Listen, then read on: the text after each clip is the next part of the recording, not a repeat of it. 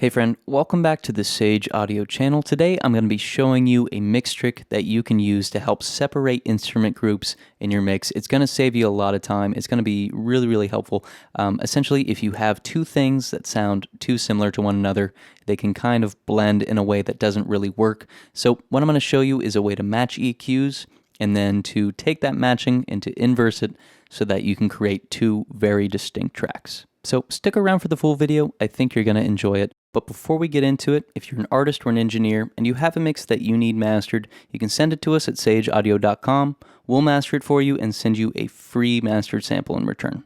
So what I have here are two groups of instruments that are very similar and are going to be in the same mix, and that causes a bit of a problem because if they have similar frequency responses, their frequencies are going to overlap in ways that are going to make them a bit unintelligible, a bit muddy, and we're going to have problems in our mixes. So I'm going to show you a way to basically match their EQs and then invert the matching so that everything that's different about one track is going to be accentuated. Now let me show you what I mean by that. Well, the first thing I'm going to do is I'm going to pull up a FabFilter Pro Q plugin. I'm going to place that on one of the tracks. For the sake of this example, I'm just going to put it on track number 1. Now what I'm going to do is I'm going to take my sidechain and I'm going to have it be group number 2, or the electrics number 2 are coming in as the sidechain instrument. After I do this, I'm going to click down here. I'm going to click this automated gain or auto gain so that they are automatically matched when they're coming into the plugin. This way, if you have two tracks that have different volumes, you can still match them in a way that's accurate.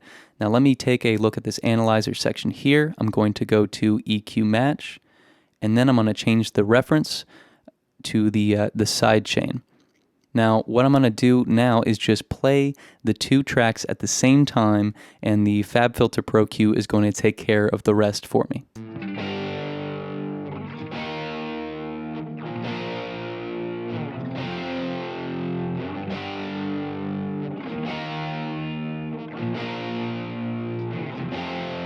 So you can see that down here you have the two instrument groups that have been measured over time, and then you have this band that got created by the FabFilter plugin that is going to either amplify or attenuate certain frequencies so that these two instrument groups match one another. So what I'm going to do is click Match, and then I'm going to adjust the number of bands to its maximum amount to make it as accurate as I possibly can. You don't have to do the full 24 bands, but I'm just going to do it for this example here. I'm going to click Finish, and when I do that, it's created that curve that it had a moment ago. Now, I don't want these two to match because, as I was saying earlier, if they match and they overlap in certain ways, it's not going to sound good. It's going to create an undefined sound. So I'm going to highlight all of these bands, and instead of letting them be the gain that was set by the plugin initially, I'm going to invert them. So this essentially takes everything that was the same about them and makes them different. It highlights everything that makes them distinct and individual from one another. And now when you play both of them back at the same time, you'll be able to hear this nice distinction between the two of them. So take a listen to that.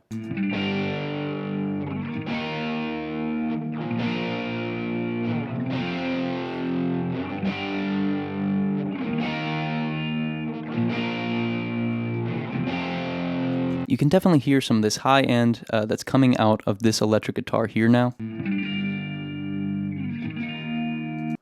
and how that contrasts with kind of the darker tone of this track here.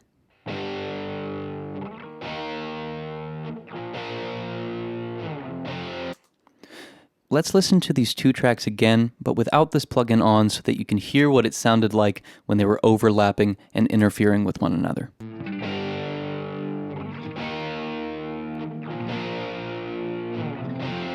And now here is with that plugin enabled.